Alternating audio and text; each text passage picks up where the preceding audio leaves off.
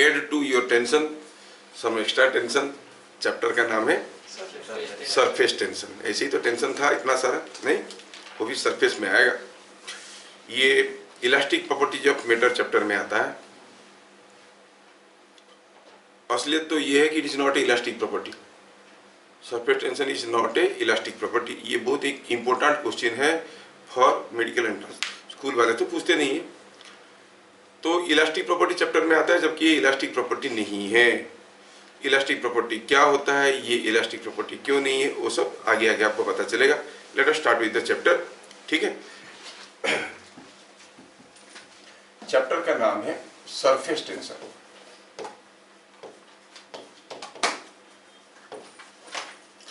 इस चैप्टर में घुसने के लिए आपको एक दो छोटी छोटी चीज आपको जानना जरूरी है। पहला हुआ गॉज प्रेशर क्या है।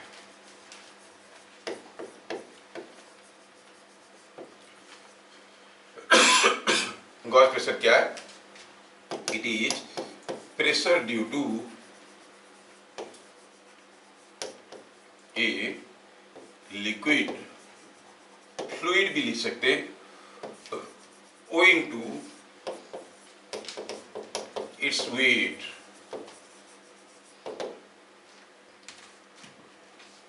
समझ में आ रहा है? लिक्विड स्पेसिफिकली लिखा हूं मैं, यहाँ पे फ्लूइड लिख सकता था। Fluid means something which can flow, which may be a liquid, may be a gas. Gas की प्रेशर दो रीजन से होता है। एक हुआ because of its motion, particles are moving, they strike surfaces, go change in momentum, exert a force, that force by area is pressure। एक हुआ। दूसरा हुआ गैस का अपना वेट है, उसके चलते ग्रेविटी इसको खींच रहा है, उसके चलते भी कुछ फोर्स आएगा नीचे, है कि नहीं? जैसे आप कार्बन डाइऑक्साइड और ऑक्सीजन को देखोगे तो carbon dioxide is heavier than oxygen, तो क्या होता है, कार्बन डाइऑक्साइड नीचे बैठा रहता है, नहीं?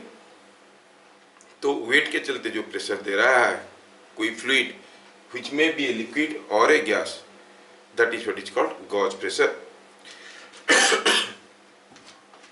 अगर हम कहेंगे कि यहाँ पे कोई एक लिक्विड है किसी कंटेनर में जिसका डेंसिटी रो है, यहाँ से कुछ h डेप्थ में क्या प्रेशर होगा, call this point as point A। Gauge pressure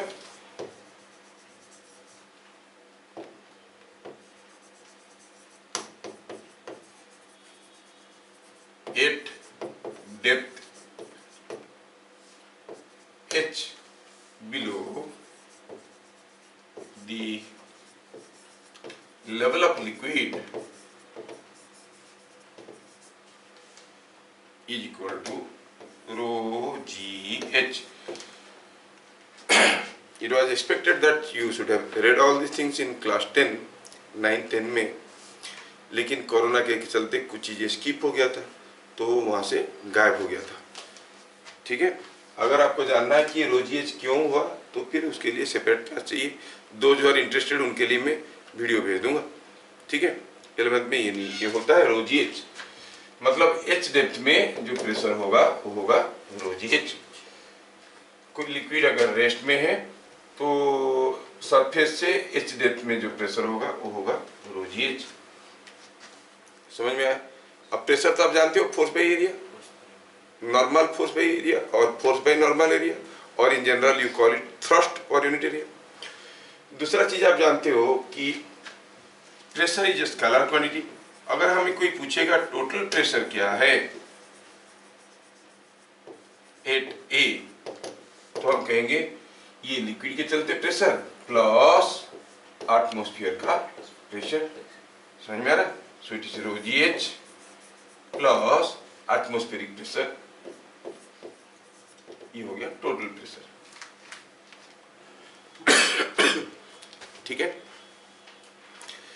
gauge pressure के लिए एक इंपॉर्टेंट चीज जो हमें इस चैप्टर में जरूरत में आएगा वो ये है कि at same horizontal level in a homogeneous liquid pressure is same at every point. समझ में आया? सो लिखेंगे इसको थोड़ा सा इसको जगह बनाते हैं।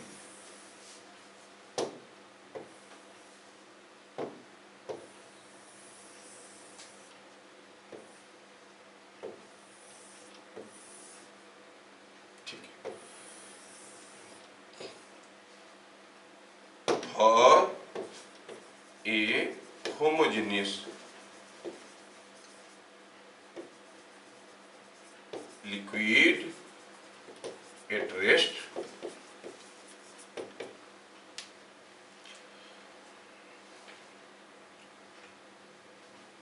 pressure is same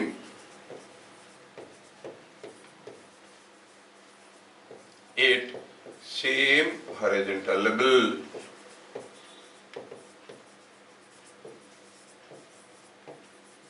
ये आपको जानना है।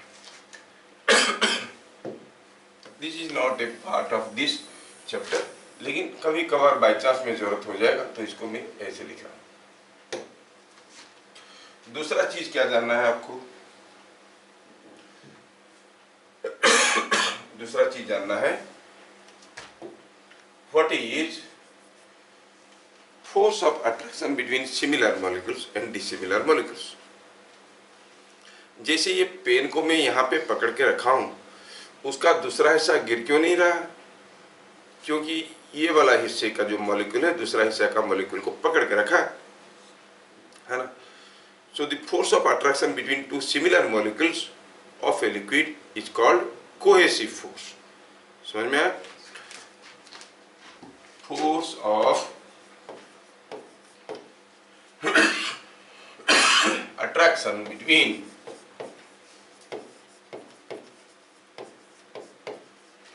two similar molecules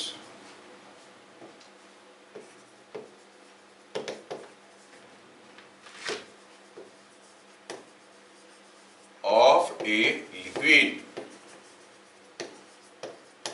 is called cohesive force। cohesive force समझ में आ रहा है? दूसरा हुआ, सपोज आप अपनी उंगली को पानी में डुबाते हो, जब उंगली बाहर ले आते हो उसके साथ पानी लग के आ जाता है? नहीं, मतलब पानी के मॉलिक्यूल को भी उंगली के मॉलिक्यूल्स अट्रैक्ट कर रहे हैं। ये टू डिसिमिलर मॉलिक्यूल के बीच में अट्रैक्शन हुआ, इसको हम कहते हैं एडहेसिव फोर्स। एडहेसिव, ये छोटे छोटे टर्म्स आपको डिक्शनरी मीनिंग्स खाली बता रहा हूं। तो क्या लिखेंगे? Force of attraction between two dissimilar molecules, the force of attraction between two dissimilar molecules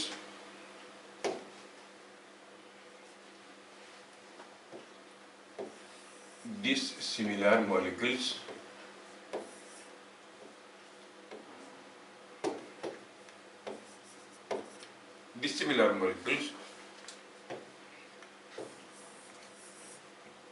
is called adhesive force। is called adhesive force। जब आप कोई गम खरीदने जाते हो मार्केट में, उसके ऊपर लिखा रहता है ना adhesive, मतलब वो किसी दूसरे के साथ इसको चिपका देता है ना।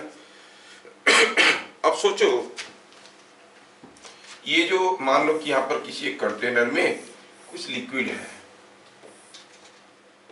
आपने यहाँ पर अपना उंगली डुबाया, तो ये जो लिक्विड का मॉलिक्यूल है वो उंगली के साथ जो फोर्स एक्सपीरियंस करेगा उसको क्या कहेंगे? Adhesive force. दूसरे लिक्विड पार्टिकल के साथ जो फोर्स पाएगा उसको क्या कहेंगे? Cohesive force. और जैसे मैं उंगली बाहर निकाला, पता चला ये जो मॉलिक्यूल था मेरे हाथ में चिपक के बाहर आ गया, मतलब कौन सा फोर्स ज्यादा था? एडहेसिव फोर्स ज्यादा था कि कोहेसिव फोर्स ज्यादा था? एडहेसिव फोर्स ज्यादा था। अगर कोहेसिव फोर्स ज्यादा होता तो उंगली डुबा के बाहर निकालो, उंगली पूरा ड्राई रहेगा। If you pour your finger into mercury और बाहर निकालो, क्या मर्क्यूरी लग के आएगा? नहीं आएगा। समझ में आ रहा ना? सो ये सारा खेल कोहेसिव और एडहेसिव फोर्स का है। ये एडहेसिव कोहेसिव फोर्स को बढ़िया से समझने से इस चैप्टर को समझ पाएंगे, ठीक है?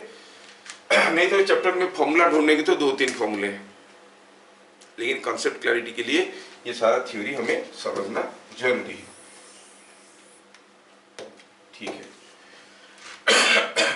क्या देखें, a solid get wet in a liquid if, कोई सॉलिड को लिक्विड में डुबाया, बाहर निकाला तो पता चला भीग गया है। कब होगा? जब adhesive फोर्स ज्यादा होगा कि कोहेसिव फोर्स ज्यादा होगा? adhesive फोर्स ज्यादा होगा। If adhesive force is more then the cohesive force. नहीं, आपका पेन में कुछ इंक है, जब आप पेन को कॉपी पे टच करते हो, वो इंक का पार्टिकल पेन का लीड को छोड़ के कॉपी के पेपर पे आ जाता है। तो पेन का जो लीड है उसके साथ इंक ड्रॉप का कोई एडहेसिव फोर्स है, कॉपी के साथ भी एडहेसिव फोर्स है। किसके साथ एडहेसिव फोर्स ज्यादा हुआ? कॉपी के साथ, इसलिए इसको छोड़ के इसमें आ गया। इसलिए एक पर्टिकुलर टाइप का इंक और पर्टिकुलर मेटल का ही लीड लेंगे तो ही लिख पाएंगे। नहीं तो आप बोलोगे मेरा इंक खत्म हो गया, कोई भी रेड कलर का लिक्विड इसके अंदर डाल दो, रेड चलेगा? नहीं चलेगा, लिख नहीं सकोगे। समझ में आ रहा है? तो पर्टिकुलर लिक्विड होगा, पर्टिकुलर मेटल होगा तो इसको छोड़ के इसमें आएगा। कॉपी पे लिखते हो तो चलता है, सेम पेन को ग्लास पे लिखोगे तो नहीं चलता है। मतलब ग्लास के साथ उसका एडहेसिव फोर्स लीड से जो एडहेसिव फोर्स है उससे कम है, खींच के नहीं ले पाता है। Are you getting? इसलिए we have different type of pen to write something on glass, on paper. अलग अलग चीजों पे लिखने के लिए अलग अलग हम लोग इंक यूज करते हैं, है ना। क्यों मैं बता रहा हूँ ये सब चीज? एग्जैक्टली ऐसे ही क्वेश्चन आया है, ठीक है। अच्छा, अभी नेक्स्ट इंपॉर्टेंट पॉइंट जो मैं बताना चाहता हूं आपको वो ये है, समझने की कोशिश करना। सपोज हम कहेंगे यहां पर कोई एक कंटेनर ऑफ लिक्विड है, कोई एक लिक्विड है, and here is also a similar container of liquid. अब मान लो कि इसमें मैं कोई एक ग्लास प्लेट को डुबाया, ये कोई एक ग्लास प्लेट है या कोई एक प्लेट है। सब प्लेट तो बाहर जैसे दिख रहा है ना, ये प्लेट ऐसा है, आर यू गेटिंग? प्लेट ऐसा है, ऐसा एक प्लेट को डुबाया। तो देखोगे आप जब इसको अब डुबाओगे इस लिक्विड में, हो सकता है कि लिक्विड का सरफेस ऐसे हो जाएगा या फिर लिक्विड का सरफेस कुछ दिखने में ऐसे हो जाएगा। कोई कोई लिक्विड में उंगली डुबाओगे तो वहां पर डिप्रेशन होता है ना, मर्क्यूरी में डुबाओगे तो क्या होगा? डूबता है नीचे, पानी में लगाओ तो पकड़ लेता है। तो ऐसा कब होगा, ऐसा कब होगा, दोनों को ध्यान से देखना है। अब सोचना है कि यहाँ पर ये ऐसा शेप कब होगा, ऐसा शेप कब होगा। इससे पहले मैं आपको बताना चाहूंगा और एक चीज, that is called angle of contact. ये इस चैप्टर में आता है, लोग पूछेंगे क्या है, ध्यान से समझना। बुक का डेफिनेशन से कुछ भी समझ में नहीं आता। Angle of contact,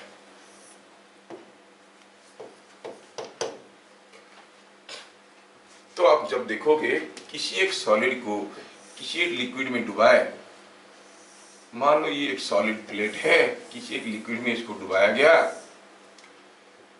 eight the point of contact ये सरफेस फ्लैट नहीं रहता है, थोड़ा सा ऐसा या फिर नीचे की तरफ हो जाता है ना, थोड़ा सा कुछ ऐसा हो जाता है। तो एंगल ऑफ कांटेक्ट हम किसको कहते हैं? लेट अस, जब भी हम किसी सॉलिड को किसी एक लिक्विड में डुबोएंगे, ये हो गया लिक्विड का सरफेस जो इसके साथ कांटेक्ट में है। अगर इस सरफेस को इसी पॉइंट में हम एक टेंजेंट ड्रॉ करते हैं, we draw a tangent like this, यहाँ पे मैं एक टेंजेंट ड्रॉ कर लिया, ठीक है।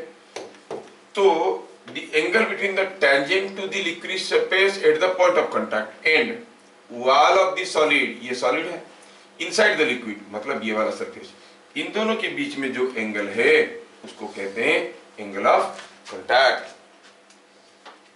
क्या मेरी बात समझ में आ रहा है? बड़ा टेढ़ा है डेफिनेशन। क्या है angle of contact? Let us see, will write it also.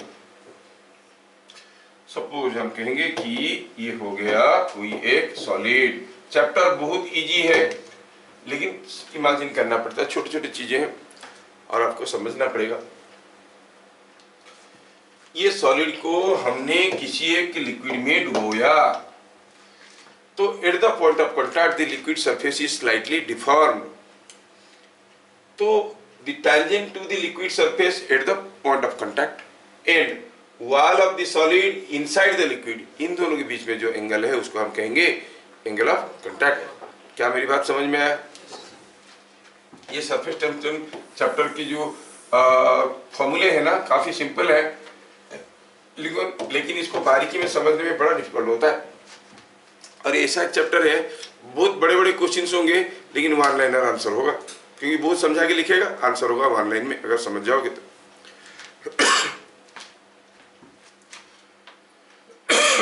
अच्छा, क्या है एंगल ऑफ कॉन्टैक्ट को हम कहेंगे theta.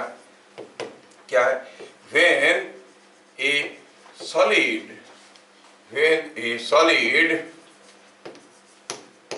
is partially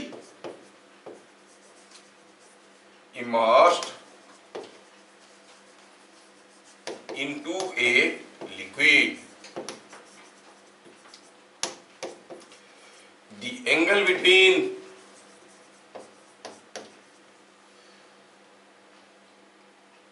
tangent to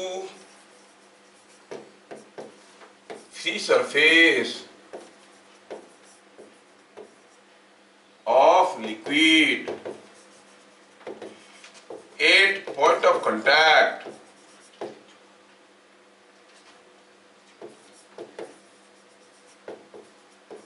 and the wall of solid inside liquid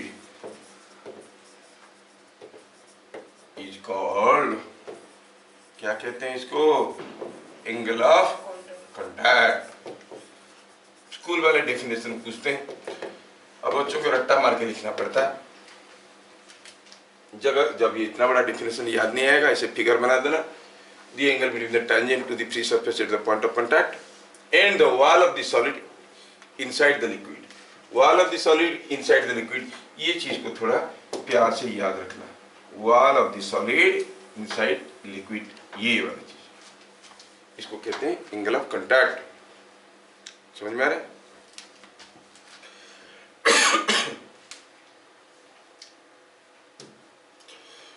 यहां पर और एक छोटा सा टर्म बताना चाहेंगे जो हम अभी यूज किए, वो ये था free surface.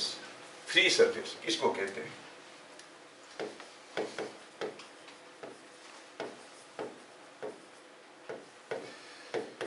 The surface area of a liquid which is directly in contact with air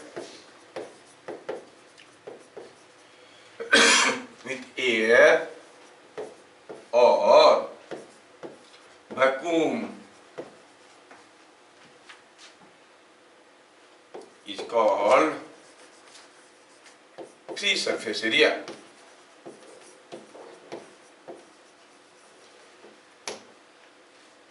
कोई लिक्विड का वो सरफेस एरिया जो एयर के साथ कांटेक्ट में है उसको कहते हैं फ्री सरफेस एरिया। हम लोग कहेंगे, कहते नहीं, हम लोग कहेंगे आगे चल के इसको फ्री सरफेस एरिया कहेंगे, जो एयर के साथ डायरेक्टली कांटेक्ट है। समझ में आया?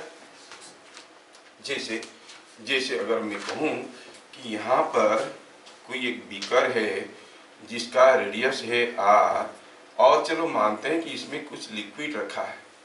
Here is some liquid inside the beaker. यहाँ पे मैं कुछ लिक्विड रखा हूँ, क्या बता सकते हो what is the free surface area? ये ऊपर वाला सरफेस एरिया है कि नहीं? कितना है? पाई r square, the area which is direct in contact with air. कितना सिंपल है, नहीं? और ये सरफेस टेंशन चैप्टर में ना आप देखोगे, कोई भी न्यूमेरिकल में, स्कूल लेवल का, इवन मेडिकल लेवल का भी, अगर आप किसी भी केस में फ्री सरफेस एरिया पहचान गए, बाकी काम आसान हो गया। खाली सरफेस एरिया पहचानना है। समझ में आ रहा है? तो सोचो कि यहाँ पे कोई एक रिंग है और पता चला कि इस रिंग में एक फिल्म है, इसे रिंग और उसके अंदर फिल्म है, किसी सोप सॉल्यूशन में डुबा के निकाल दी, फिल्म लग जाएगा ऐसे। अगर हम कहेंगे ये रिंग का रेडियस r है, क्या आप मुझे बता सकते हो कि ये जो रिंग वाले केस में फ्री सरफेस एरिया क्या होगा? कितना होगा? 2πr। कैसे हुआ यार? रिंग है ना, इधर का एरिया कितना है? πr², इधर वाला πr²। You thought correctly, but बोलने में गड़बड़ हो गया।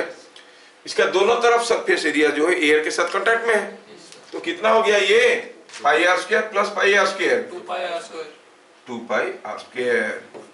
क्या बात समझ में आ रहा है? सपोज हम कहेंगे यहाँ पर कोई एक बबल है और यू से ए ड्रॉप ऑफ लिक्विड। ये लिक्विड ड्रॉप है जिसका रेडियस r है। ये लिक्विड ड्रॉप का रेडियस r है। क्या बता सकते हो फ्री सरफेस एरिया कितना होगा? स्फीयर का एरिया जितना होता है, ओनली बाहर वाला एरिया कितना होगा? वो स्फीयर का एरिया होता है 4πr²। समझ में आया क्या? बढ़िया।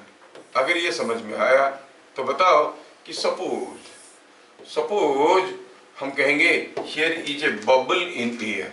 ये एक बबल है, this is what is A thin wall bubble.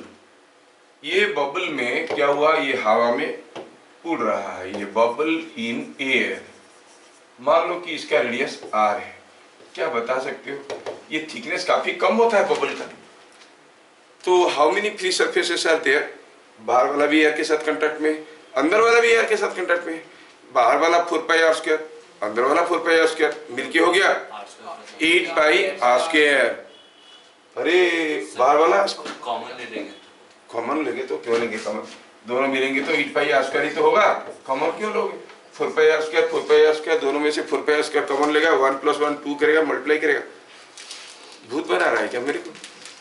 अपना गलती मानने से जगह ये कुछ दूसरा बोल के जस्टिफाई कर लेंगे। हाँ, तो ये हो गया 8πr²। बोला कॉमन ले लिए थे, नहीं तो आ जाता। हाँ, तो कभी कभार यहाँ पर एक गड़बड़ हो जाता है। कुछ लोग क्या करते हैं ना, कुछ लोग क्या करते हैं कि जब ये याद रख लेते हैं कि ड्रॉप के लिए 4πr² होता है, बबल के लिए 8πr² होता है। ऐसे मत याद रखना। बबल इन एयर, ये हवा में उड़ रहा था। समझ में आ रहा है? सपोज मैं केस बदल देता हूं और कहता हूं बबल तो है लेकिन ये किसी लिक्विड के अंदर है। ये पानी है, पानी के अंदर एक एयर बबल है जिसका रेडियस r है। तो where is water? Here is water. क्या ये बबल का फ्री सरफेस एरिया आप बता सकते हो? अब सिर्फ अंदर वाला सरफेस एरिया कितना? 4πr²।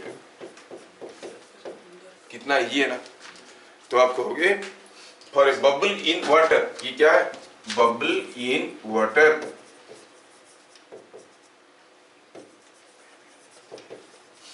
ये हो गया 4πr²। तो ऐसे मत याद रखना कि बबल का 8πr² होता है। बबल हवा में है तो 8πr² होता है। कितना सिंपल है ना सरफेस एरिया निकालना। इतनी सिंपलिसिटी से अगर सरफेस एरिया निकाल दोगे तो काम बन जाएगा। बस दिमाग लगाने की जरूरत पड़ता है। जैसे अगर मैं आपका टेस्ट करने के लिए अभी पूछूंगा, सपोज हम कहेंगे यहाँ पर कुछ ऐसा शेप का एक वायर है और इसका लेंथ दिया हुआ है l। यहाँ पर एक दूसरा वायर है जो कि इसके ऊपर मूव कर सकता है। अगर मैं यहाँ पे कुछ लिक्विड ले लेता हूँ और फिर मैं क्या करता हूँ, ये जो वायर था इसको यहाँ से खींच के यहाँ तक ले आऊंगा, तो फिर क्या होगा? यहाँ पे एक बबल बन जाएगा, एक फिल्म बन जाएगा। कितना दूर खींच लिया मैं? Suppose I pulled it over A distance d। अब हाथ उठाना है। कौन बताएगा what is the free surface area generated? हाथ उठाओ। कितना फ्री सरफेस एरिया हो गया? कितना होगा? 2LD। क्योंकि ये d है ये l है तो ये सरफेस एरिया होगा LD। इसका पीछे भी तो रहेगा, मतलब पकड़ में आ रहा है तुम लोगों को फ्री सरफेस एरिया क्या है, हो जाएगा LD एंड LD 2LD। बढ़िया है, बढ़िया है। Now we go for the next जो हम लोग देख रहे थे। चलिए कोई एक ये ऐसा केस होता है कब बताओ? जब कोई ग्लास प्लेट को वाटर में डुबोगे तो ऐसा होता है, कोई ग्लास प्लेट को मरकुरी में डुबोगे तो ऐसा होता है। याद रखो ये डाटा। पूछोगे सर मिल्क में डुबाएंगे तो क्या होगा? मेरे को मालूम नहीं, दो चीजें हैं, आप याद रखो, ठीक है ना? अलग अलग चीजों में अलग अलग होता है। अच्छा बताओ, ये पहला वाला केस में क्या आप नोटिस कर रहे हो कि जो एंगल ऑफ कांटेक्ट है वो मोर देन 90 है कि लेस देन 90 है? पहला वाला केस में एंगल ऑफ कांटेक्ट क्या था? Angle between the tangent to the free surface at point of contact and wall of the solid inside liquid. ये इसको अगर यहाँ पे टेंजेंट ड्रॉ करेंगे तो wall of the solid inside के साथ ये क्या एंगल करेगा? ये you clearly see that theta is less than 90 degree. Theta क्या है? Angle of contact. फिर if you go for the second case, draw a tangent, ऐसा ये एंगल यहाँ पर angle of contact more than 90 है कि लेस देन 90 है? मोर देन 90 है, सॉरी।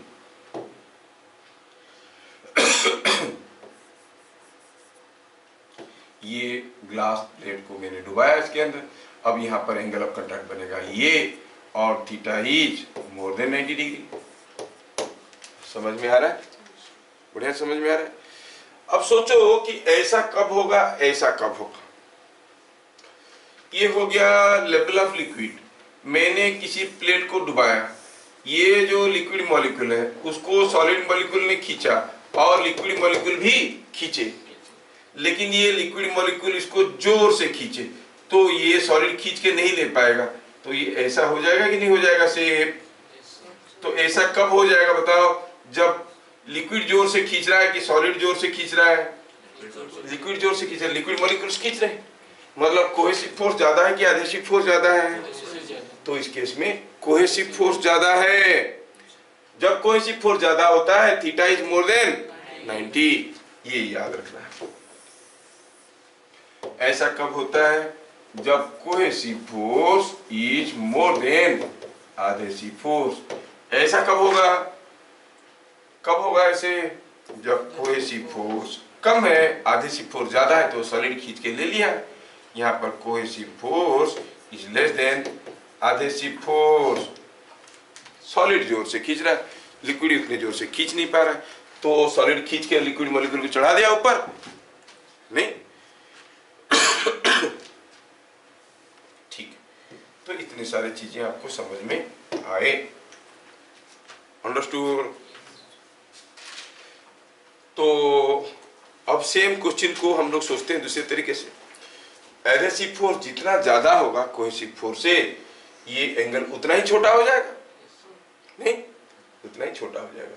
ये वाटर और ग्लास के केस में वो एंगल करीब करीब 8 डिग्री होता है, जिसको हम लोग कैलकुलेट करते वक्त 0 मान लेते हैं। अगर मेंशन नहीं किया will assume cohesive force is the angle of contact is 0। अच्छा अब बताओ, कोई सॉलिड को लिक्विड में डुबाएंगे, भीगेगा कब? Angle of contact is more than 90 और less than 90? Angle of contact less than 90 हुआ मतलब एडहेसिव फोर्स ज्यादा होगा तो भीगेगा। So they will ask you all this questions literally. समझ में आ रहा ना? कोई सॉलिड को किसी लिक्विड में डुबाया, बाहर निकाल के देखा कि सॉलिड के साथ कुछ भी लिक्विड नहीं चिपका है, मतलब angle of contact is more than 90 और less than 90? Are you getting? ऐसे करके आपको क्वेश्चन पूछेंगे जो आप बता सकते हो, ठीक है? समझ पाए हो कि नहीं समझ पा रहे हो? चलो चेक करते हैं।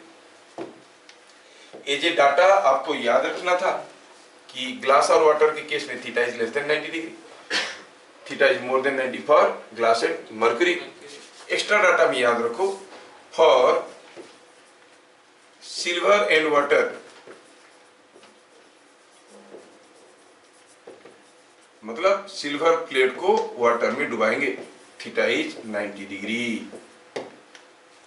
केस के हिसाब से याद रखो, मतलब सिल्वर प्लेट को डुबाएंगे तो लेवल में ना कोई डिप्रेशन होगा ना कोई एलिवेशन होगा, वो पूरा फ्लैट रहेगा। समझ में आया? इन डाटा आपको याद रखना पड़ेगा। अगर आपको समझ में आ रहा है इतना बढ़िया, तो बताओ इस केस में यहाँ पे कोई एक ग्लास प्लेट रखा हुआ था, में 2 ड्रॉप लिक्विड इसके ऊपर डाला, ड्रॉप ड्रॉप करके 2 ठो ड्रॉप। एक केस में लिक्विड का ड्रॉप दिखने में ऐसे था, दूसरे केस में लिक्विड का ड्रॉप दिखने में ऐसे था। ये दोनों ड्रॉप में से एक ड्रॉप है वाटर का, दूसरा ड्रॉप है मरकरी का। बताना आपको है इनमें से कौन सा है वाटर, कौन सा है मरकरी। किसके ऊपर डाले हैं हम डाले हैं ग्लास प्लेट के ऊपर। ये ग्लास प्लेट है, ग्लास प्लेट के ऊपर हमने ऐसे डाला है। थोड़ा बढ़िया से लिखते हैं, ये ग्लास प्लेट है, ग्लास प्लेट के ऊपर 2 लिक्विड ड्रॉप डाले, एक मरकरी का एक वाटर का। पहला वाला क्या है बताओ, कैसे पता करें, क्योंकि फ्रॉम योर एक्सपीरियंस यू से, है नहीं? सोचो तो एंगल ऑफ कंटैक्ट देखो, क्या बता सकते हो पहले केस में एंगल ऑफ कंटैक्ट क्या है? इज इट मोर देन 90 और लेस देन 90? देखो एंगल ऑफ कंटैक्ट मतलब tangent to the free surface at the point of contact and wall of the solid inside liquid। ये इस केस में theta is looking more than 90 degree, और इस case में if you draw a tangent and wall of the solid inside is this, so this angle is theta, here this angle is theta, here in the second case theta is less than 90 degree. क्या मेरी बात समझ में आ रहा है? तो अब क्या कहोगे, पहला वाला केस में क्या है, glass and theta more than 90 किस में होता था? थीटा मोर देन 90 किस में होता था? Glass with mercury. तो इसका मतलब ये है mercury, this is what is mercury, और ये वाटर। क्या बात समझ में आ रहा है? किसी ग्लास प्लेट पे एक मरकरी ड्रॉप और एक वाटर ड्रॉप को डाल देंगे तो शेप कैसे दिखेगा? ग्लास का केस में ऐसे दिखे, वाटर के केस में ऐसे दिखेगा, मरकरी के केस में ऐसे दिखेगा। समझ में आ रहा है? ठीक है, चलिए दूसरा क्वेश्चन पूछता हूं, अगर आपको समझ में आ रहा है तो बताना। अब मैं 2 ग्लास प्लेट ले लिया, आई टुक 2 ग्लास प्लेट्स। पहला केस में तो एक था ग्लास प्लेट, ये था। अब मैं 2 ग्लास प्लेट ले लिया। मैं क्या किया कि 2 ग्लास प्लेट के बीच में एक एक ड्रॉप मरकरी और वाटर रख के दोनों प्लेट को पास चिपका दिया। I took a drop of water and a drop of mercury, फिर 2 ग्लास प्लेट लाके इसे, वो ब्लड टेस्ट करने के लिए स्लाइड लगाते हैं ना, 2 स्लाइड को इसे लगा दिया। लगाने के बाद दिखा कि एक केस में जो लिक्विड ड्रॉप है वो दिखने में कुछ ऐसा शेप का हो गया है, और दूसरे केस में जो लिक्विड ड्रॉप है वो कुछ ऐसा शेप का हो गया है। आपको बताना है इन दोनों में से कौन सा है मरकरी, कौन सा है वाटर। 2 ग्लास प्लेट के बीच में चिपका दिए, कौन सा मरकरी होगा हम एंगल ऑफ कॉन्टैक्ट से पता करेंगे। तो आपको यहाँ पर बताना था कि कौन है मरकरी, कौन है वाटर। तो मैं पहले टेंजेंट ड्रॉ करूंगा यहाँ पे, और क्या कहूंगा, angle of contact in the first case theta क्या है, लेस देन 90 और मोर देन 90, ग्रेटर देन 90, ये थीटा है। इस केस में थीटा, टेंजेंट ड्रॉ करके देखो क्या आ रहा है tangent, tangent at the point of contact ऐसे हुआ। कौन सा एंगल होगा थीटा, एंगल ये ऊपर वाला एंगल होगा थीटा, है कि नहीं? Theta is less than 90 degree. इसका मतलब ये कौन सा ड्रॉपलेट है, ये मरकरी वाला है और ये वाटर वाला। तो 2 ग्लास प्लेट के बीच में मरकरी ड्रॉप लेके जोड़ेंगे तो ऐसे दिखेगा, नहीं, और वाटर लेके जोड़ेंगे तो कुछ ऐसे दिखेगा। समझ में आ रहा है? तो ऐसे करके आपको समझ में आ जाना चाहिए कि एंगल ऑफ कॉन्टैक्ट कैसे पता करते हैं, और पता कैसे करते हैं कि कौन सा मरकरी है, कौन सा वाटर है, when it is in contact with a glass. ठीक है, तो थोड़ा क्वेश्चन को पूरा करने के लिए लिख देता हूं। Glass plates,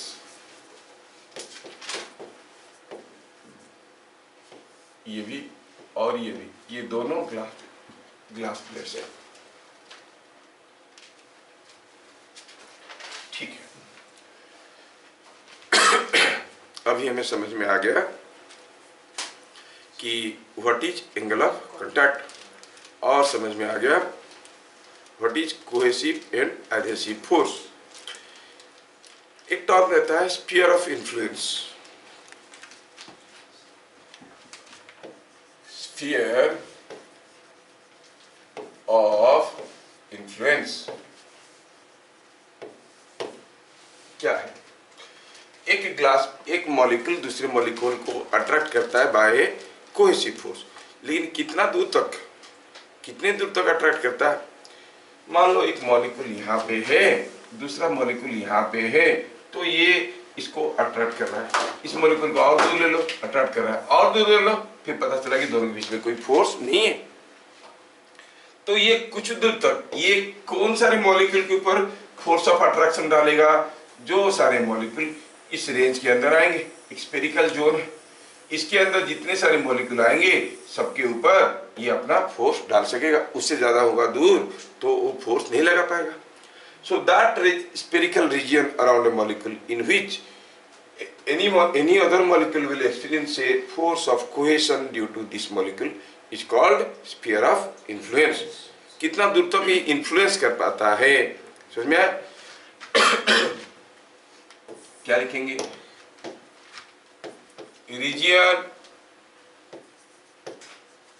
around a molecule, region around a molecule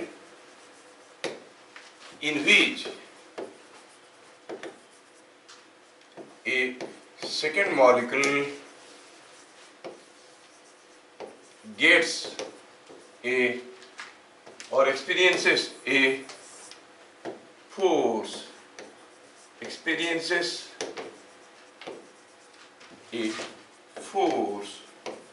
of cohesion or adhesion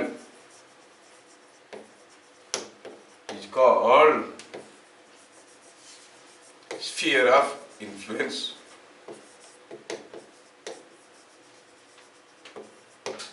समझ में आया? कितना दूर तक ये अफेक्ट कर सकता है? आया समझ में? चलिए, इतनी सारा डाटा जानने के बाद हम लोग चैप्टर में घुसेंगे व्हाट इज सरफेस टेंशन। समझ में आया? चलिए समझने की कोशिश करते हैं। आर्टिकल का नाम हुआ सरफेस टेंशन।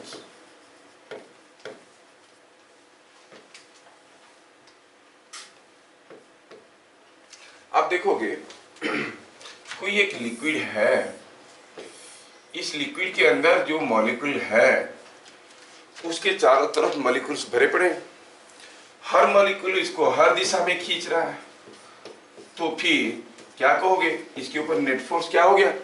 जीरो, है कि नहीं? क्योंकि चारों तरफ से खींच रहे हैं तो नेट फोर्स हो गया जीरो। क्यों नहीं रहा? नींद आ रहा है क्या? तो मुंडी भी नहीं हिलाते हो, आंख में नहीं झपकाते हो, सांस लेते हो कि नहीं, क्या मालूम? बीच बीच में उसका नाक में उंगली करो, देखो क्या होता है। सांस ले रहे हो ना? हाँ, it's a live class, you have to be live, you are looking like dead. ऐसा कैसे? हाँ ठीक है, लाइव क्लास है। कौन सा क्लास है? हाँ। मैं मुड़ के देखता हूँ तो उसको जान मिल जाता है क्या है। ठीक है, तो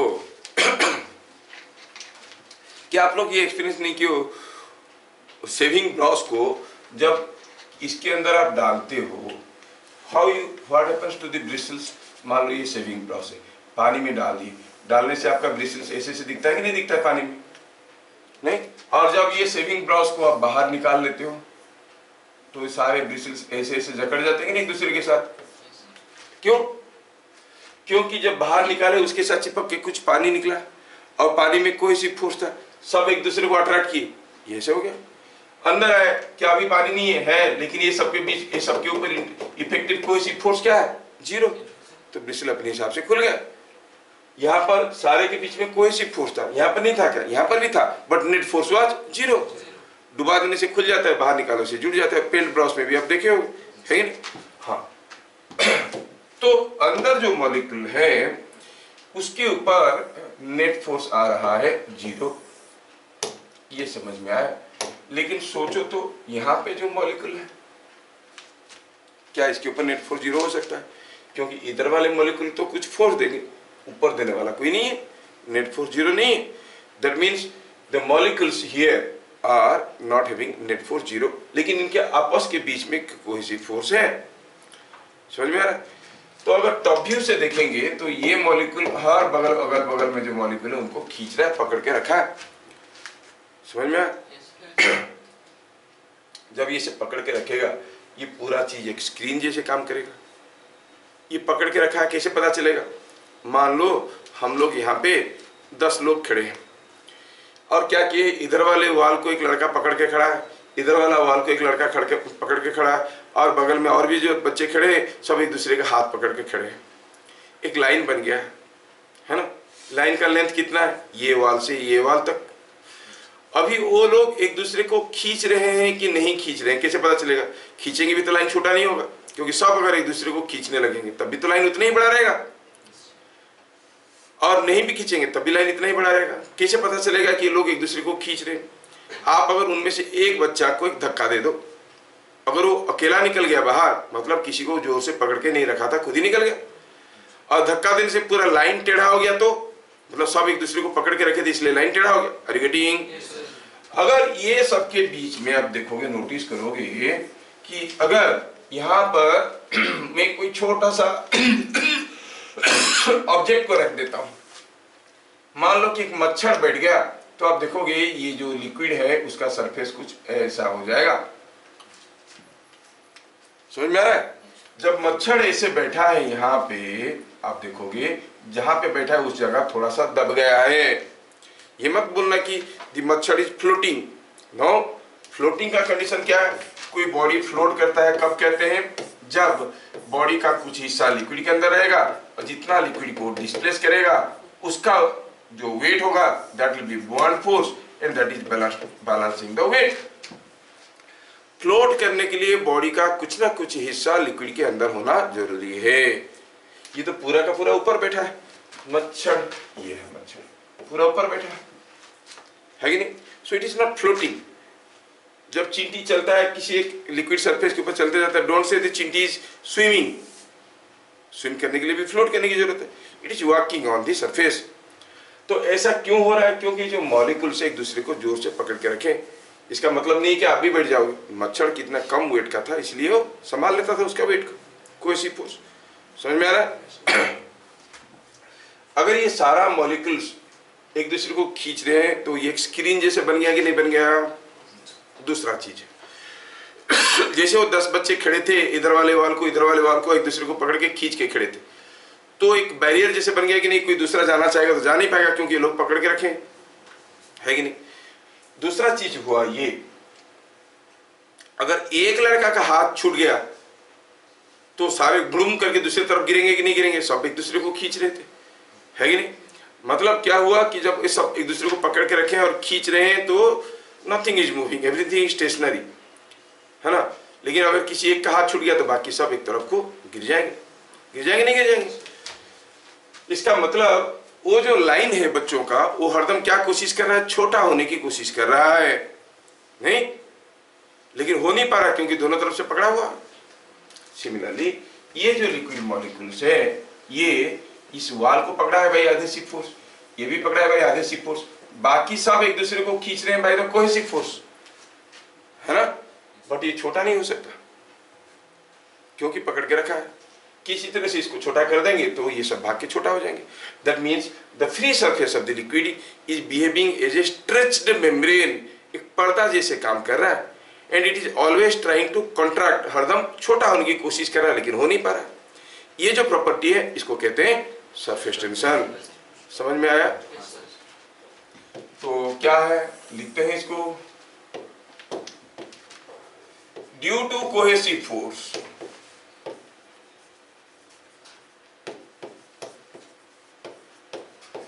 the free surface of a liquid behaves as a stretched membrane, stretched screen और मेम्ब्रेन, स्क्रीन लिखो, which always tries to contract, हरदम छोटा होने की कोशिश कर रहा है। This property of the liquid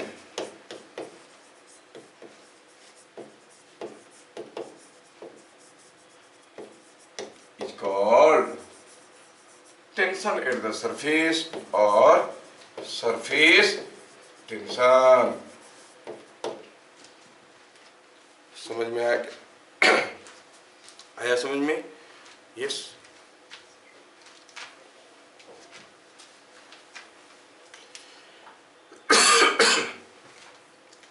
जो प्रॉपर्टी है, किसी गुब्बारे में हवा भर दी, वो बैलून बड़ा बन गया, क्या उसका मेम्ब्रेन जो है पर्दा जैसे काम कर रहा है कि नहीं कर रहा है? कोई भी उसके ऊपर बैठ सकता है? नहीं। और वो स्ट्रेच्ड है, वो हरदम छोटा होने की कोशिश कर, कहीं अगर थोड़ा सा प्रिक कर दे फटाक करके फट जाएगा और तुरंत छोटा हो जाए, हरदम छोटा होने की कोशिश कर रहा है। Exactly that way you think.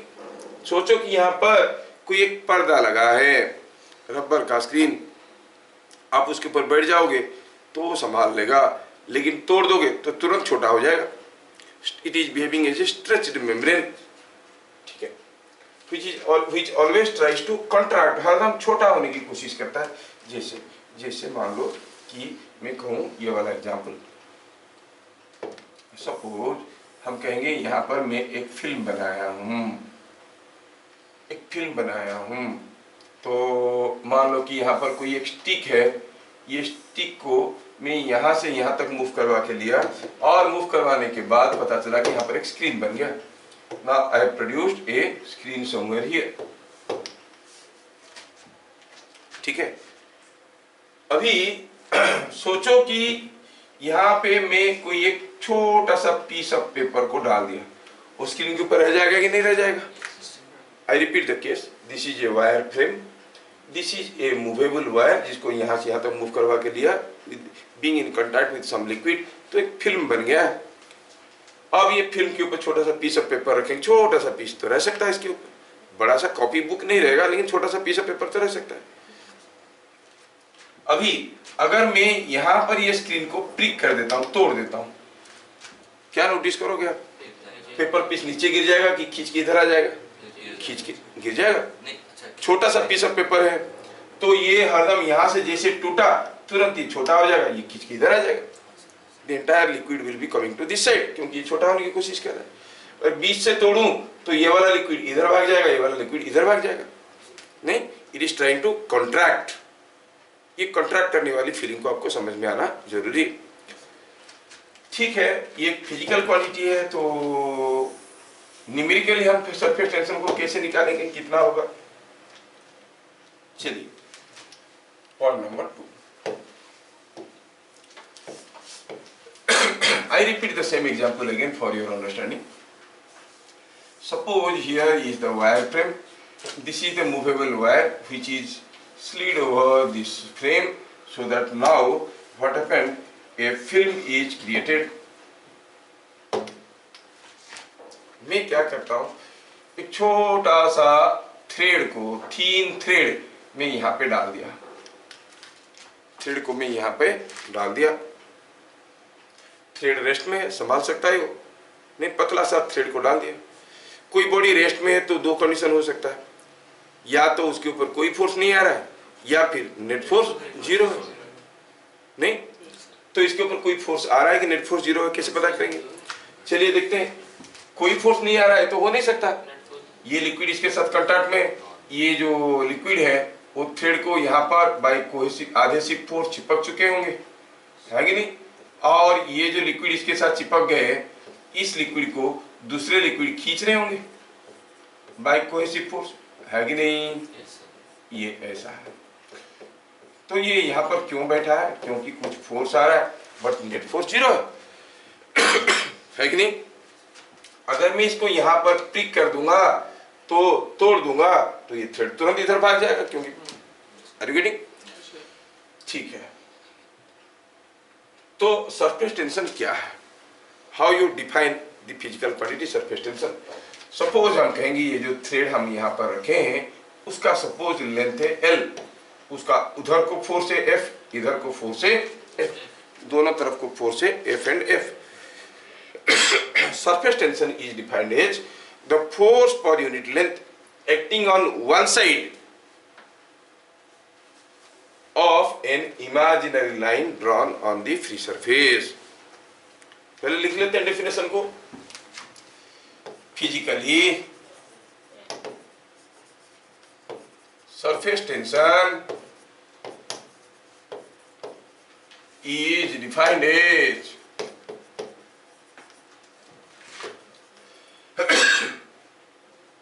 the force per unit length, force per unit length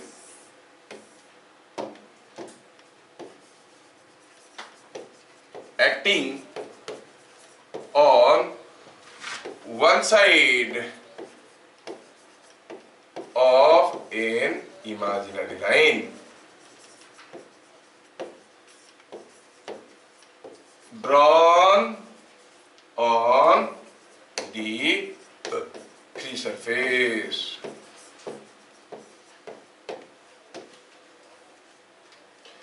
इधर को भी F फोर्स आ रहा है, इधर को भी F फोर्स आ रहा है, कहां पे? ओवर ए लेंथ L। तो force per unit length on one side कितना हो गया? F/L। Net force per unit length 0, one side को कितना फोर्स है? F, वो भी L लेंथ में, तो फोर्स पर यूनिट लेंथ हो गया F/L। तो न्यूमेरिकली आप सरफेस टेंशन को T से डिनोट करो, T इज F/L। यूनिट क्या होना चाहिए? न्यूटन पर मीटर।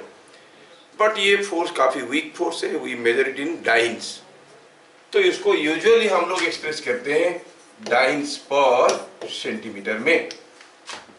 जैसे आप जान लो for water it is 72 dynes per centimetre for water. 72 dyne is a very small force, you know. 1 newton तो इतना छोटा फोर्स है। 1 न्यूटन क्या है? 100 ग्राम वाला बटकरा ले लो, उसका जो वेट है 0.1 kg हुआ ना, 0.1 kg का जो वेट है 0.1 इंटू जी कितना हो गया? 1 न्यूटन। 1 न्यूटन 100 ग्राम वाला कोई मिक्सचर पैकेट ले लो, नहीं वो आता है डिफरेंट कंपनी का, चिप्स पैकेट ले लो 100 ग्राम वाला, उसका जो वेट है वो 1 न्यूटन है। And 10 to the power 5 times is 1 newton. तो सोचो 1 डाइन कितना होगा? उसका 1 लाख पार्ट नहीं मिलियन पार्ट होगा 1 डाइन। 72 dyne is such a small force, it is difficult on your part to sense. इतना छोटा फोर्स है कि नहीं? तो याद रखना है कि सरफेस टेंशन क्या हो गया? It is the force per unit length acting on one side of an imaginary line drawn on the free surface. समझ में आया? यहां से और एक चीज समझ में आता है कि F क्या हो जाएगा? T into L। तो इससे पता चला कि जो F है it is T into L, नहीं F is T into L। What is this F? तो क्या लिखेंगे? Every free surface. ध्यान से देखना, ये स्टेटमेंट कितना सिंपल है फॉर्मूला, लेकिन उसका अंडरस्टैंडिंग बहुत ही टफ है। एवरी फ्री सरफेस पुल्स, कभी पुश नहीं करता है, pulls every length L on it with a force F is equal to TL। हर एक फ्री सरफेस L लेंथ को कितना जोर से खींचता है? TL। क्या मेरी बात समझ में आ रहा है? समझ में आ रहा है तो थोड़ा बताओ। यही वाला केस लेता हूं मैं आपका। ये जो वायर फ्रेम था, इस वायर फ्रेम में मैं क्या करता हूँ, ये वायर को मूव करवा रहा हूँ और ये वायर को मूव करवा के यहाँ पर ले आया। अब जब मैं यहाँ पर ले आया वायर को, तो आपको पता चला कि यहाँ पर एक फिल्म बन गया। मान लो कि जो वायर है इसका लेंथ है L और ये जो लिक्विड है इसका सरफेस टेंशन है T। क्या बता सकते हो ये जो लिक्विड है अभी ये वायर को छोड़ देंगे, यहाँ तक खींचे थे छोड़ देंगे, खुद ही आ जाएगा या नहीं आ जाएगा? आ जाएगा, आ जाएगा इधर। कोई खींच रहा है इसलिए तो आएगा। क्या बता सकते हो कितने जोर से खींच रहा होगा इस वायर को? कितने जोर से खींच रहा होगा? अरे बोलो, कुछ तो बोलो, सही बोलो गलत बोलो, क्या है? टीएल तुम लोगों को लग रहा है, लेकिन स्टेटमेंट को देखो। Every free surface, how many free surfaces are there? ये हुआ वायर फ्रेम, ये वाला एक फ्री सरफेस है, पीछे वाला भी एक फ्री सरफेस है। ये वाला फ्री सरफेस खींचेगा टीएल में, पीछे वाला भी खींचेगा। क्या मेरी बात समझ में आ रहा है? ऊपर वाला फ्री सरफेस खींचेगा विथ ए फोर्स टीएल, जबकि नीचे वाला खींचेगा विथ ए फोर्स टीएल। तो net force on AB is not TL, it is 2TL. Every free surface pulls every length L with a force, क्या force? 2TL. Sorry, every free surface pulls with a force TL, जबकि यहाँ पर force आ गया 2TL। क्या मेरी बात समझ में आ रहा है? थोड़ा फिगर को बढ़िया से बनाऊं। इधर वाले को ये खींच रहा होगा, यस, पीछे वाला खींच रहा है टीएल में, ऊपर वाला खींच रहा है टीएल में, टोटल बन गया 2TL। क्या मेरी बात समझ में आ रहा है? We shall see numericals on that also, but before that let us see some properties of surface tension.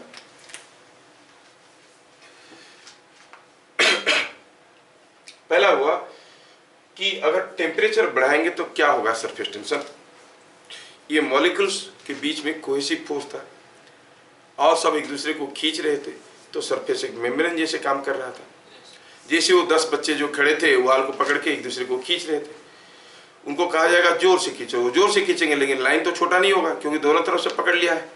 अब सारे बच्चे को बोलोगे अपनी जगह कूदो और एक दूसरे को खींचो, एक दूसरे की जगह एक दूसरे को खींचना है और जंप करते हुए वो खींचेंगे, लेकिन उतनी जोर से खींच पाएंगे क्या जितने जोर से खड़े होते हुए खींच रहे थे? नहीं, तो फोर्स कम हो जाएगा। नहीं, सिमिलरली ये जो लिक्विड मॉलिक्यूल्स है फ्री सरफेस पे एक दूसरे को खींच रहे थे, तो स्क्रीन जैसे बिहेव कर रहा था ये। अगर टेम्परेचर बढ़ा देंगे तो सारा मॉलिक्यूल का परटर्बेशन शुरू हो जाएगा, they will start agitating and jumping. उनके बीच में जंपिंग करने के कारण एवरेज डिस्टेंस दो मॉलिक्यूल के बीच में बदल जाता है। ये यहाँ था, ये यहाँ था, दो मॉलिक्यूल के बीच में डिस्टेंस ये था, ये दोनों वाइब्रेट करने लगे। गर्म किए तो हर चीज वाइब्रेट करेगा। हीट एनर्जी को काइनेटिक, टेम्परेचर क्या है? तो kinetic energy of the molecules, तो ऐसे ऐसे वाइब्रेट करेगा। तो जब ऐसे से वाइब्रेट करेगा, यहाँ पर जब था दोनों के बीच में जो फोर्स थे वाइब्रेट करते हुए, जब वो ऐसे गए हैं डिस्टेंस ज्यादा हो गया तो फोर्स कम हो गया होगा। So cohesive force will decrease. Are you getting? तो फिर सरफेस टेंशन विल डिक्रीज। क्या लिखेंगे? Point number 4। Point number 4, by increasing temperature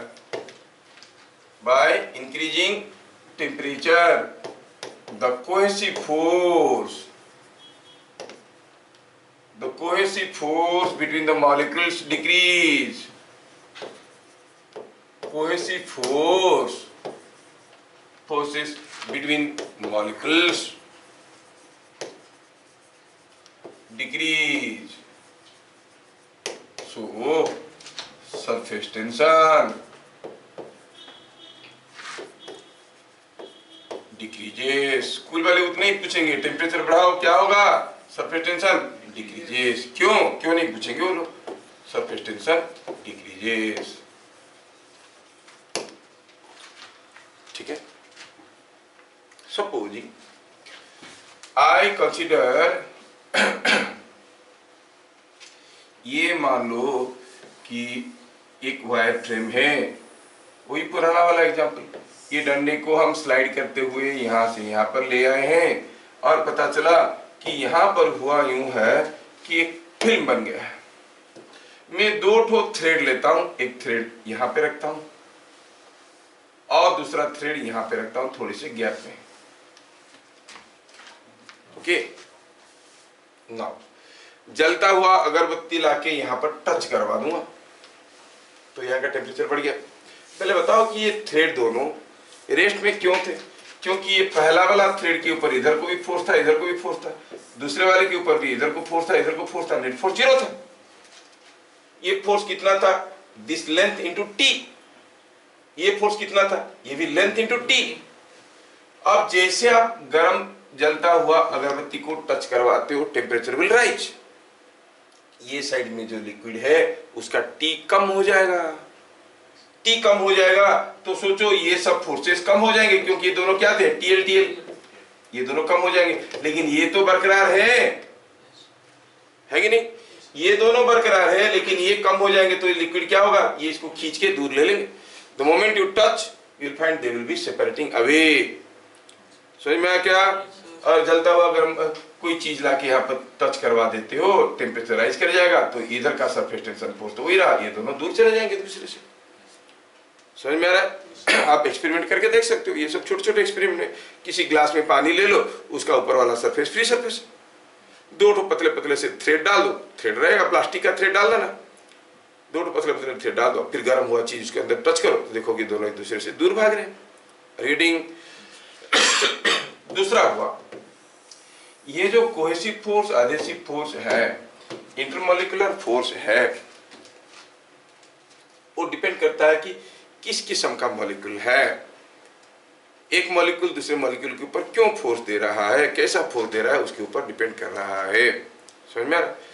तो कोई वाटर का, आप वाटर मॉलिक्यूल का आपको उंगली के साथ जितना कोहेसिव एडहेसिव फोर्स है, किसी दूसरी चीज के साथ एडहेसिव फोर्स उससे ज्यादा या कम हो सकता है कि नहीं? अभी अगर हम कहेंगे कि जो कोहेसिव फोर्स जिसके चलते सरफेस टेंशन हो रहा है, वो कोहेसिव फोर्स को केमिकली हम बदल सकते हैं अगर हम मॉलिक्यूल का स्ट्रक्चर को बदल देंगे तो नहीं। अगर ये आयोनिक हो गया तो बॉन्ड्स आर स्ट्रांग, तो क्या होगा? एक दूसरे को जोर से खींचेंगे, स्ट्रॉन्गर बॉन्ड बनेगा नहीं। अगर कोवेलेंट या हाइड्रोजन बॉन्ड हो गया तो वीकर बॉन्ड बन गया नहीं। तो ये जानकारी आपके पास है।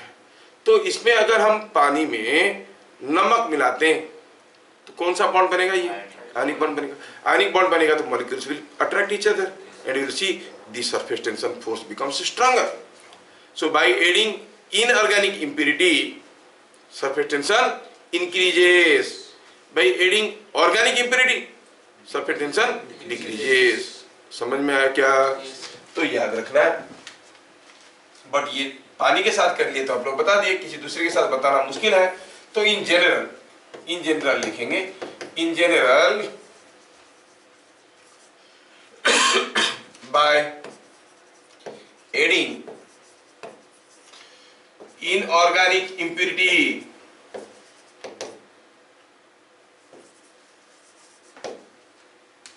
with liquid surface tension क्या होता है? बढ़ जाता है कि घट जाता है? Increases by adding organic impurity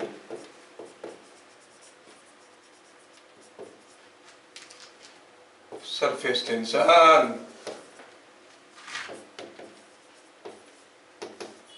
decreases। अगर आपको कहा जाएगा sea water, river water and oil mixed water और शुगर वाटर, तीनों में से सबसे ज्यादा सरफेस टेंशन किसका होगा? सी वाटर का। सबसे कम शुगर वाला, पानी वाला बीच में रह जाएगा नहीं। तो आप ऐसे याद रख सकते हो कि surface tension for sugar plus water is less than surface tension of water is less than surface tension of sea water। ये एग्जाम्पल के तौर पे मैं बता रहा हूँ, समझ में आ रहा है? ये आप लोगों के पास ये एक्सपीरियंस होगा, तुम लोग कभी डिस्कवर नहीं करते हो। जो लोग डिस्कवर करते हैं अपने नाम पे छाप देते हैं और साइंटिस्ट बन जाते हैं। क्या देखो तो तुम लोगों के साथ ऐसा हुआ है कि नहीं हुआ है? कभी कभार बाथरूम में वो ब्रश करते वक्त अगर थोड़ा सा टूथपेस्ट नीचे गिर गया, क्या होता है? वहां का पानी पूरा ड्राई हो जाता है। Have you not noticed? Yes, what happens? So क्योंकि मान लो कि this is what is a layer of water on the floor, यहां पर डाल दिए आप क्या, कोई टूथपेस्ट जो कि ऑर्गेनिक है। तो ये जो मॉलिक्यूल है, इस मॉलिक्यूल्स को ये यहाँ पे जो मॉलिक्यूल था वो भी खींच रहा था और दूर वाले भी खींच रहे थे, सब ऐसे चल रहा था और नेट फोर्स 0 था, तो सब कुछ रेस्ट में था। तो लेकिन क्या हुआ, जैसे आप यहाँ पे टूथपेस्ट डाल दिए, यहाँ का सरफेस टेंशन कम हो गया, तो ये जो खींच रहा था वो कम हो गया कोई सी फोर्स। लेकिन ये लोग तो अब भी खींच रहे हैं, तो क्या करेंगे, सारा मॉलिक्यूल को खींच के दूर ले लेंगे, the area will be dried. समझ में आ रहा क्या? ये मत सोचना कि वाटर इवापोरेट कर गया या वेपराइज हो गया या कुछ हो गया है, थोड़ा दूर सरक गया है ना। You can make another simpler experiment, आज जाके घर में कर लेना। किसी एक टेबल पे आप 1 चम्मच पानी डालो, क्लीन टेबल होना चाहिए जिसमें ना सॉल्ट ना शुगर कुछ है, ठीक है। 1 चम्मच पानी डालो। पानी डालने के बाद आप देखोगे जो पानी टेबल पे आप डाले हो ये ऐसा कुछ सरफेस ले लिया, ठीक है। अब एक छोटा सा पीस ऑफ पॉलीथीन ले लो and keep it on it. एक पॉलीथीन को यहाँ पर रखे। Do you say the polythene is floating? No, it is kept on the surface of the liquid. Float करने के लिए उसका एक हिस्सा डूबना चाहिए था, छोटा सा पीछे तो डूबेगा नहीं, ऊपर पड़ा रहेगा। Now you take a little oil in your finger और लेके इसको यहाँ पे टच करो। टच करोगे तो क्या नोटिस करोगे, this small piece of polythene will be pulled towards your finger और move away from your finger. क्योंकि आप जैसे यहाँ पर टच किए, ये जो पीस ऑफ मेटल था इसको चारों तरफ से बराबर खिंचाव था, इसीलिए तो रेस्ट में था। अब क्या हुआ, जैसे आप यहाँ पर ऑयल से टच किए, ये ऑर्गेनिक इंप्योरिटी होने के कारण ये सारे फोर्सेस का रिजल्टेंट 0 हो जाएगा, नेट फोर्स कम हो जाएगा। मतलब net force will be something in this direction. जैसे आप यहाँ पे टच करोगे दूर भागेगा, फिर टच करो फिर दूर भागता है। समझ में आ रहा है? Instead, suppose you take a little salt in your finger and touch it here, you'll see it is being pulled towards your finger. क्या मेरी बात समझ में आ रहा है? Yes, है ना? So all these experiences we have in our day-to-day life, but hardly we recognize and try to find out the reason behind. Okay? तो surface tension क्या है हमें समझ में आया। अब देखना है कि ये इलास्टिक प्रॉपर्टी चैप्टर में है, तो क्या ये इलास्टिक प्रॉपर्टी है? चलिए देखते हैं। पहले हम कहेंगे कि इलास्टिक प्रॉपर्टी किसको कहते हैं। कोई भी बॉडी को अगर डिफॉर्म करने के बाद छोड़ देने से वो original position shape and size में वापस आ जाता है, तो हम कहते हैं कि इसका इलास्टिक प्रॉपर्टी है। जिसका इलास्टिक प्रॉपर्टी है वो हुक्स लॉ ओबे करता है। कोई रबर है, रबर को थोड़ा सा खींचोगे छोड़ दोगे वापस आ जाएगा। क्यों? क्योंकि कोई फोर्स उसको रिस्टोर करके वापस ला रहा है। अब वो रबर को थोड़ा सा खींचोगे उसको वापस लाने वाली फोर्स थोड़ा सा होगा, ज्यादा खींचोगे वापस लाने वाली फोर्स ज्यादा होगा, जैसे स्प्रिंग के केस में होता है। लेकिन देखो तो अगर हम कहेंगे यहां पर कोई एक वायर था, इसको मैं यहां से खींच के यहां पर लिया हूं और यहां पर ऐसा एक फिल्म बनाया हूं, तो अभी अगर ये लेंथ L है तो आप तो पता कर चुके हो कि फोर्स होगा 2TL। नहीं, ये खींच रहा है इसको 2TL में। अगर ये डंडे को मैं यहां से खींच के कुछ मैं यहां तक ले आता हूं, तो अब कितना फोर्स इसको वापस खींचेगा? 2TL। अगर ये लिक्विड नहीं होता, रबर होता, तो यहां तक खींचो, रबर स्क्रीन इसको वापस खींचेगा, यहां तक खींचो तब भी वापस खींचेगा। लेकिन यहां तक खींचने से जितना जोर से वापस खींचेगा, यहां तक लो तो जोर से ज्यादा जोर से वापस खींचेगा, क्योंकि rubber is having elastic property. यहां पर कितना भी खींचो फोर्स वही है कि नहीं? इसका मतलब ये रिस्टोर करने की कोशिश तो कर रहा है, but it is not, the force is not changing with shape and size. So it is not a elastic property, but elastic like property. Elastic like property मतलब it will restore its original shape, but then the restoring force is not proportionately increasing as per the deformation. समझ में आया क्या? क्या लिखेंगे? लिखेंगे यहाँ पर the surface tension force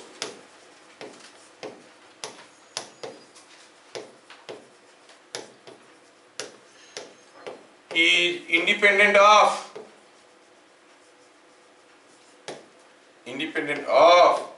the magnitude of surface area.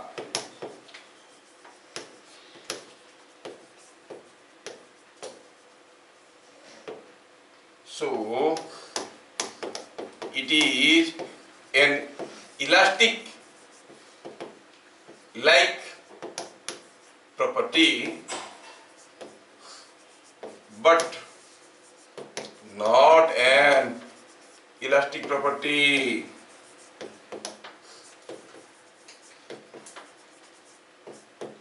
As it doesn't obey Hooke's law. Hooke's law क्या कहता है? जितना ज्यादा डिफॉर्मेशन उतना ज्यादा रिस्टोरिंग फोर्स। हुक्स लॉ को ये ओबे नहीं कर रहा है। तो इलास्टिक जैसा प्रॉपर्टी है लेकिन इलास्टिक प्रॉपर्टी नहीं है। Don't say water is elastic. आप तो इसको किसी भी कंटेनर में रखो, ऐसा अपना शेप ले लेता है, नहीं? ठीक है, इसका कोई specified original shape and size नहीं होता है। क्या ये सारा चीज आपको समझ में आया? एक दो तो छोटे छोटे क्वेश्चन करेंगे। ओ सपोज हम कहेंगे कि ये कोई एक सरफेस ऑफ लिक्विड है। अब मैंने क्या किया, इसमें एक माचिस का तिल्ली को डुबाया यहाँ तक। ये this is what is a bar, thin bar. ये बार को मैं धीरे धीरे पकड़ के ऐसे यहाँ से खींच के ऊपर ऐसे लिया है। जैसे मैं ऊपर लिया, आप देखोगे इसके साथ liquid will stick and go like this. आप अगर पानी में इसको डुबाओगे और बाहर निकालोगे, उसके साथ पानी ऐसे लग के निकलेगा कि नहीं निकलेगा? थोड़ा सा उठाएगा, बहुत ज्यादा उठाए तो टूट जाएगा फिर, नहीं? तो क्वेश्चन क्या है? क्वेश्चन को लिखते हैं, हम बताए थे चैप्टर में बड़े बड़े क्वेश्चन छोटे छोटे आंसर होते हैं। A thin needle was dipped into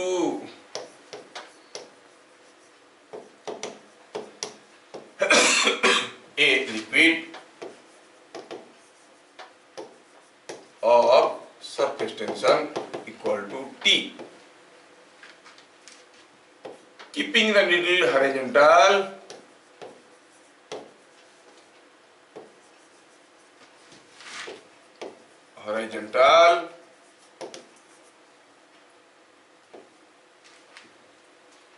it was slowly moved out of liquid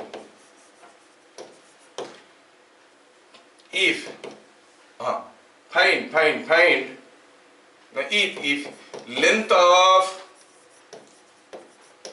needle is L, find surface tension force on needle।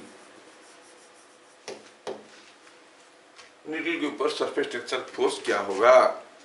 कितना लंबा क्वेश्चन है, हाफ लाइन में आंसर निकलेगा। पहले आप समझो, ये लिक्विड था, पेन, ये नीडल है, नीडल को डुबाया, डुबा के बाद निकाला, जब निकाला उसके साथ चिपक के कुछ पानी ऐसे बाहर निकले, है ना? तो ये जो फ्री सरफेस है और ये भी फ्री सरफेस है, पानी यहाँ तक है। अब ये भी खींचेगा और ये भी खींचेगा। सरफेस टेंशन टी है, लेंथ नीडल का एल है, तो ये कितने जोर से खींचेगा? टीएल। ये कितने जोर से खींचेगा? टीएल। आंसर हुआ 2TL, खत्म कहानी। नहीं, ना कुछ लिखना है ना कुछ दिखाना है, तो आंसर सीधा क्या हो गया? Answer is 2TL। क्योंकि अगर हम देखेंगे ये नीडल था और ये लिक्विड इधर को भी खींच रहा है, इधर को भी खींच रहा है, ये टीएल में, ये टीएल में। क्या बात समझ में आ रहा है? फोर्स हुआ 2TL।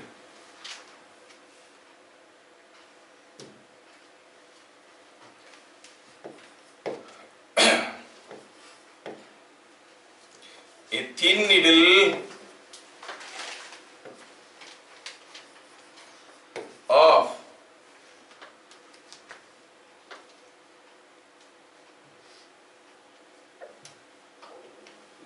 length L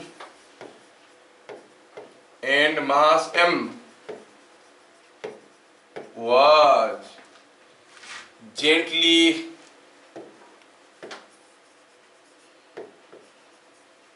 kept on surface of a liquid.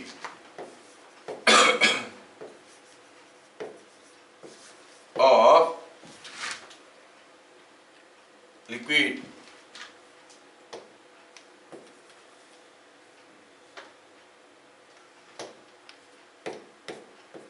Keeping horizontal.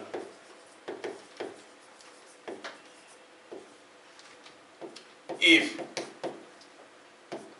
the liquid surface, if the liquid surface in contact makes angle theta with vertical, find T, the surface tension. समझ में आया क्या होगा? कितने बड़े बड़े question, कितने छोटे छोटे आंसर होंगे। देखो देखो, ये लिक्विड सरफेस है, ये एक नीडल है, ये नीडल को मैं इसके ऊपर रखूंगा, थिन नीडल है, और ये पर्दा जैसे काम कर रहा है, तो पर्दे पे कोई चीज रखोगे तो क्या होगा? ऐसे हो जाएगा, है ना? तो ये बन गया कुछ ऐसे। ये था liquid container in the chamber, और नीडल रखने के बाद ये कुछ शेप ऐसा हो गया। यहाँ पर रखा है नीडल, जिसका क्रॉस सेक्शनल एरिया आपको दिख रहा है। क्या मेरी बात समझ में आया? दिया है कि ये जो नीडल है वो ऐसा दबा है इसमें कि ये जो फ्री सरफेस एरिया है, यहाँ ये वाला सरफेस एरिया वर्टिकल के साथ थीटा एंगल करने लगा, है ना? Now you think this needle is of length L। जब इसको इधर रखे, ये से दब गया, ये वाला चीज सरफेस जो है इसको खींच रहा है, कितने फोर्स में? TL। ये वाला सरफेस TL। तो हम जान लिए कि जो नीडल है इसके ऊपर जो फोर्सेस आ रहे हैं कुछ ऐसे हैं, इधर को TL और इधर को भी TL, है ना? TL दोनों तरफ है, और इसका अपना वेट भी तो होगा। एट इक्विलिब्रियम आप कहोगे sigma Fy is equal to 0, मतलब TL का अपवर्ड कंपोनेंट कितना होगा? TL cos थीटा, दूसरे का उसका भी वही 2TL cos theta is equal to mg। तो T कितना हो गया? mg by 2L cos theta. क्या बात समझ में आ रहा है? ये बात है।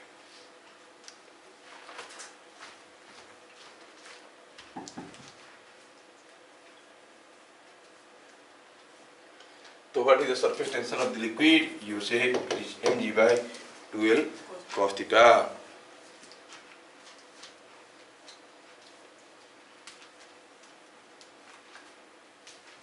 क्या बात समझ में आ रहा है?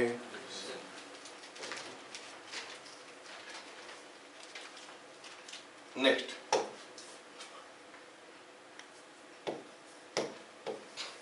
Ring of radius r has a liquid film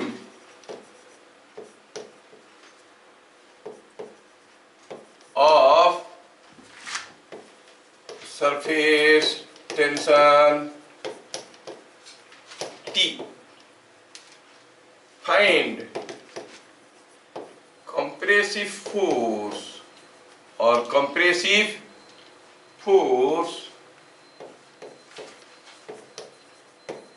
produced in material of ring।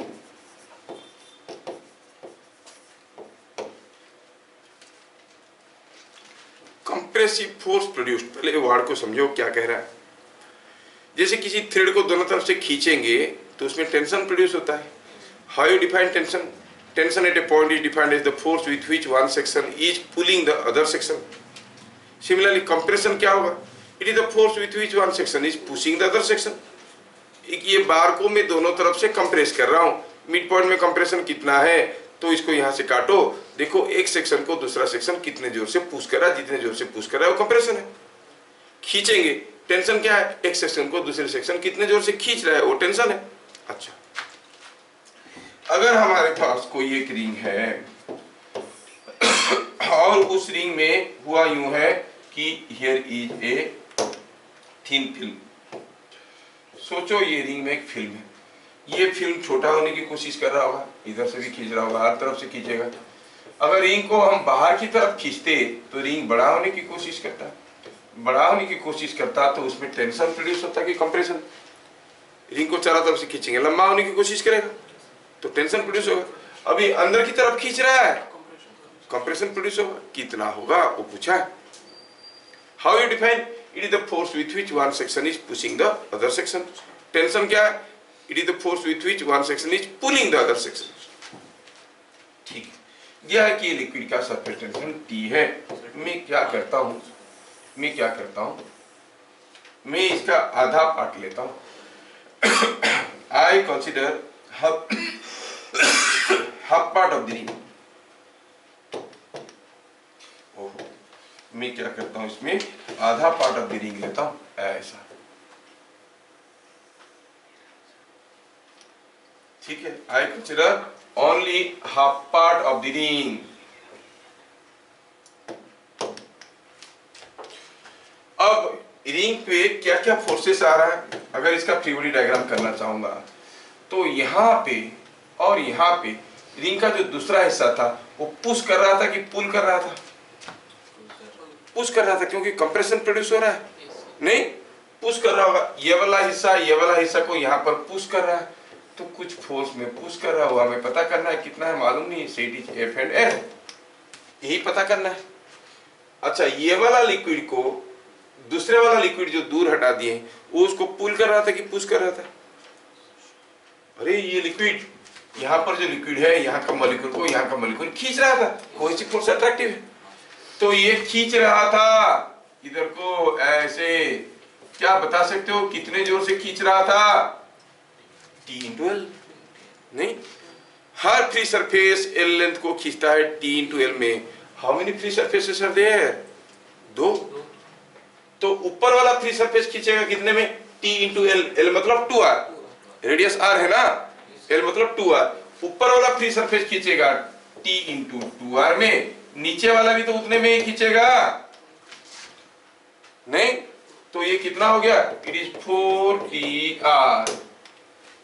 ये खींच रहे हैं बोल के तो ये बना है नहीं। And at equilibrium these two forces must be equal to and opposite to this। नहीं, considering FVD of half part 2F is equal to 4TR, क्योंकि इसका रेडियस R दिया हुआ है, रेडियस इसका R दिया हुआ है, रेडियस इसका R दिया हुआ है, तो ये पूरा लेंथ कितना हो गया? रेडियस अगर R दिया है तो पूरा लेंथ 2R है। तो इसका मतलब हुआ the compressive force is 2TR। So what is the compressive force produced in the material of the ring? You see it is 2TR। क्या बात समझ में आता है? ये तो सरफेस टेंशन के ऊपर हम लोग और भी ढेर सारे थ्योरी देखेंगे। अभी सरफेस टेंशन क्या है समझ में आया, उसके इफेक्ट देखेंगे। इफेक्ट में आएगा excess pressure, capillarity, surface energy, ये 3 इंपॉर्टेंट चीज आते हैं। ठीक है, इसको हम लोग फिर देखेंगे अगले क्लास। तब तक के लिए जय हिंद।